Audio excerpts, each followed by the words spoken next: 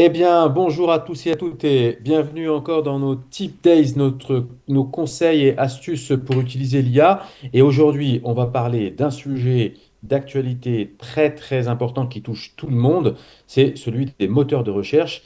Et on va essayer de répondre à la question, est-ce la fin de Google et de son moteur de recherche, notamment avec l'avènement depuis quelques semaines de la nouvelle fonctionnalité de ChatGPT, Search GPT.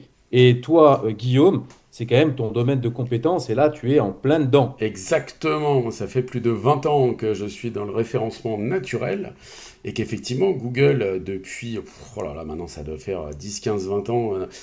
Alors ils sont sortis en 98, allez, on va dire qu'en 2000, 2002, 2003 ça commence à démarrer en France, mais depuis au moins plus de 10 ans, ça représentait 95% des recherches dans le monde, hein, si on considère uniquement les pays démocratiques. Voilà, puisqu'il y a des pays où Google n'est pas présent ou peu présent. Exemple, la Chine, Google n'y est plus. La Russie, Google n'y est pas. Il y a d'autres pays où Google est un peu bloqué.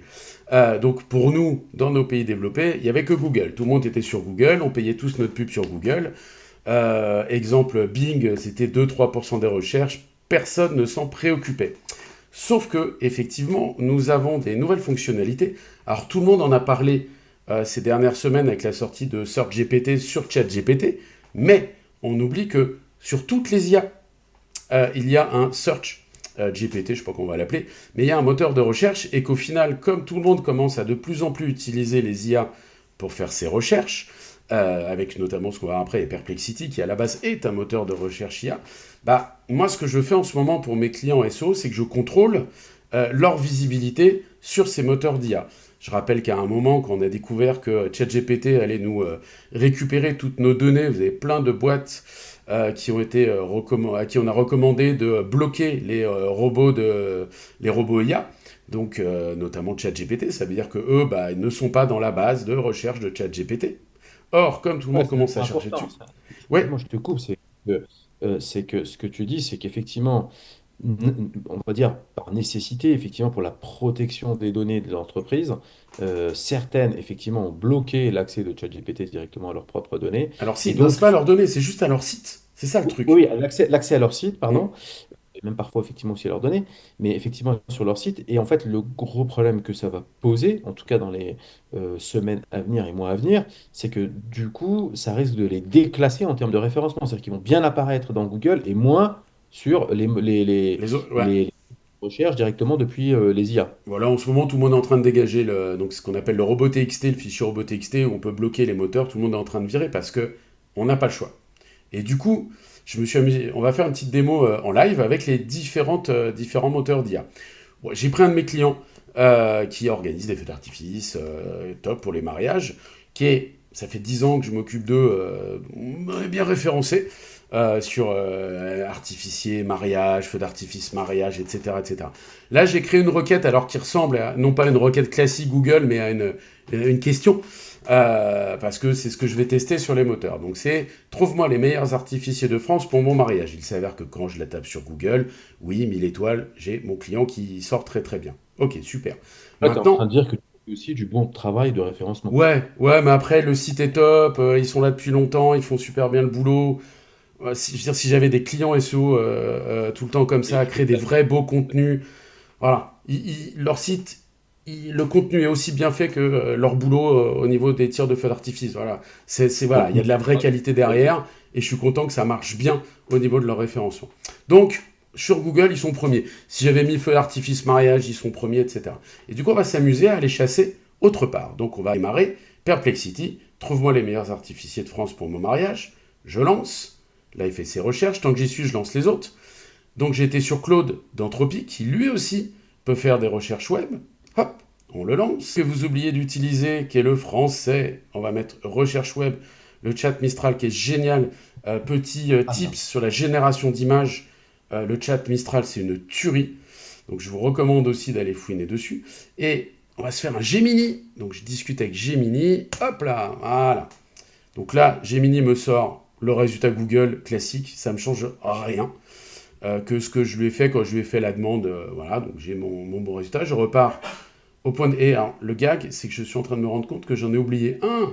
C'est incroyable. Eh oui, J'ai oublié ChatGPT. Hop là, chat, trouve-moi les meilleurs artificiers pour mon mariage. Recherche web, c'est ici. Pic, hop, je le mets, je l'active et je le lance. Alors, est-ce que mon client sur Perplexity, voilà, génial, 1000 étoiles, et moi je repère la concurrence qu'il me sort. C'est ça qui va être intéressant surtout. C'est quand vous vous trouvez dans les résultats, génial. Mais à côté, c'est de voir quels sont les concurrents qui vous sortent. Celui-là, c'est un classique. Joker, moins, je le vois moins, voilà. Et ce qui est top, ce qui est marrant, c'est qu'il vous sort voilà, plein d'informations directement. Donc on n'a pas juste des liens comme dans Google.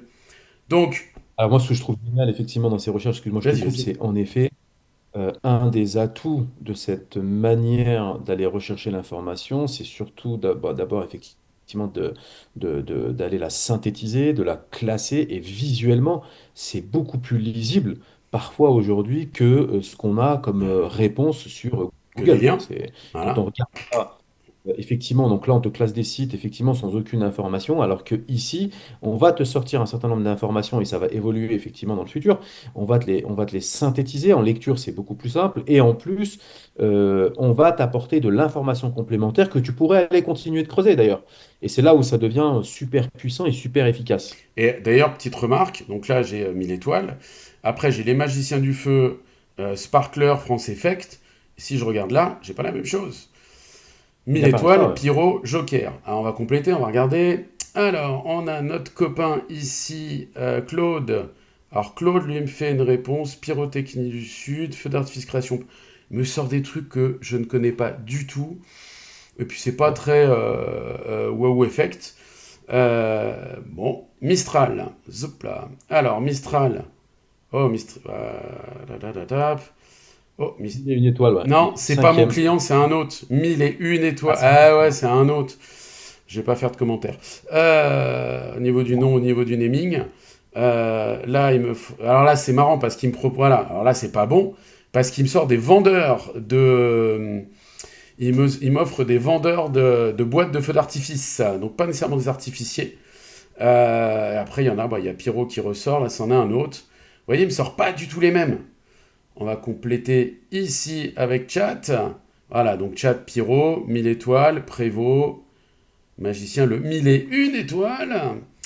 Voilà, vous voyez, on n'a pas du tout les mêmes résultats. Ce qui veut dire que plus les gens vont se mettre à chercher sur les moteurs d'IA et ça va exploser. On va pas se leurrer. Vous regardez, il y a des stats qui sont sortis ce mois-ci. ChatGPT en volume de connexion, je crois qu'ils ont fait plus 70% au cours des 2-3 derniers mois. Donc c'est en train vraiment d'exploser. Bah, ça veut dire qu'à un moment, même quand je dis un moment, c'est déjà dès maintenant, les gens vont de moins en moins chercher sur Google. Donc, il va falloir pour tout le monde commencer à faire des audits SEO, alors, audits de position très compliqués, parce que l'IA n'arrête pas de varier. Mais voilà, il va falloir qu'on arrive à optimiser notre visibilité aussi dans les moteurs d'IA, sauf que bah, pour le moment, Ouais. personne maîtrise exactement. Pour ChatGPT, on sait que c'est Bing. Alors, juste pour Ouais, ChatGPT, juste effectivement là-dessus, c'est que là, en tant qu'expert SEO, on était beaucoup porté sur Google, sauf qu'aujourd'hui, dans ChatGPT, c'est le moteur de recherche Bing, et que exactement. effectivement, le SEO Bing, quelque part, c'était laissé à l'abandon, quoi. Donc, ça veut dire que, en effet, bah, et quelque part, on voit là que la réponse de ChatGPT étant collée à celle de Bing, ça va vouloir dire que Bing va reprendre du poil de la bête et que la concurrence est relancée entre Microsoft et Google, en Bah, ça veut fait. dire que là, actuellement, par exemple, vous avez, quand vous faites un peu de référencement naturel, on a un outil que tous les bons SEO utilisent, qui s'appelle la Google Search Console, qui nous permet d'avoir nos mots-clés, qui nous permet d'avoir vraiment beaucoup d'infos. Donc il faut savoir qu'il y a aussi une Bing Search Console, que très peu de gens utilisaient. Je serais curieux d'avoir les stats sur le nombre de gens qui viennent d'installer Bing Search Console, parce que là, moi, sur les clients qui ne l'avaient pas, on est en train de l'installer en urgence pour récupérer de la donnée, parce que c'est vrai que Bing, on s'en occupait pas. C'était 3% des recherches, on n'avait pas le temps. Sauf que voilà, on sait que Bing, c'est ChatGPT aussi. On n'a pas trop d'infos. Je dirais Mistral, je ne sais pas du tout ce qu'utilise Mistral, est-ce que c'est du scrapping? Je ne me suis pas encore renseigné dessus, donc je ne sais pas s'il scrape, je ne sais pas s'il utilise des ressources de Bing, je ne pense pas qu'il utilise des ressources Google.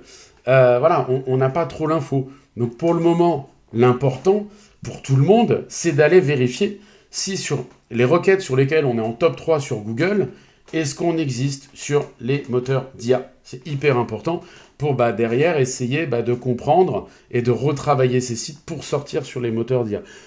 Voilà, moi qui pensais pouvoir me C'est un reposer, vrai c'est sujet, l'horreur. Ouais, voilà, un vrai sujet d'évolution. Et en tout cas, ce qui est très intéressant, d'abord, c'est que l'utilisation de la recherche peut se faire directement sur les IA avec notamment soit Perplexity, soit SearchGPT qui sont aujourd'hui, je dirais, quelque part les plus avancés sur la question en termes de résultats et de rendu.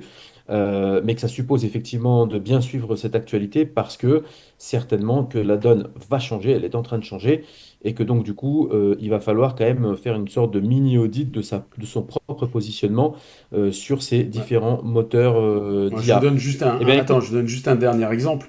J'ai regardé, moi, je fais 3 à 4 fois moins de recherches par mois sur Google que je n'en faisais avant.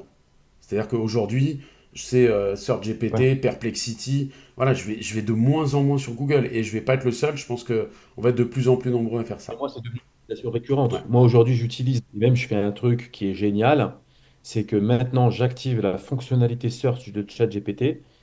Quand je dis génial, c'est que c'est au sens efficace et pragmatique. J'active la fonctionnalité moteur de recherche et j'utilise la fonction vocale pour aller chercher un certain nombre d'informations. Et en fait, là où c'est vraiment puissant, c'est que quand tu es comme ça à vouloir rechercher de l'information très rapidement, en fait, tu peux lancer ta recherche et comme ça, en plus, s'historise dans tes flux de recherche, eh bien, en fait, tu sais que tu peux aller retrouver l'information un temps plus mm, tard. Donc là, on voit que en termes à la fois de puissance de la recherche, de résultat, de qualité de le résultat de la réponse, et même ensuite derrière d'historisation et puis de pouvoir gagner en productivité, là, il y a un vrai gain, un vrai bénéfice, en tout cas dans l'utilisation de Je, de je fais cette une IA. petite remarque tant qu'on y est, parce que tu as parlé d'historisation. Comme vous le savez, ChatGPT, c'est très compliqué pour s'y retrouver là. Petite info, il y a un petit plugin ici. Voilà. Vous avez de plus en plus, alors, le nombre, je suis désolé, là, le nombre revient pas tout de suite.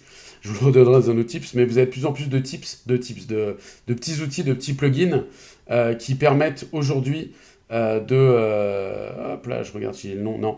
Voilà, moi quand je fais un petit plus maintenant ici, je peux l'ajouter dans des dossiers là. Je suis en train de tester celui-là. Voilà, c'était un petit truc comme ça.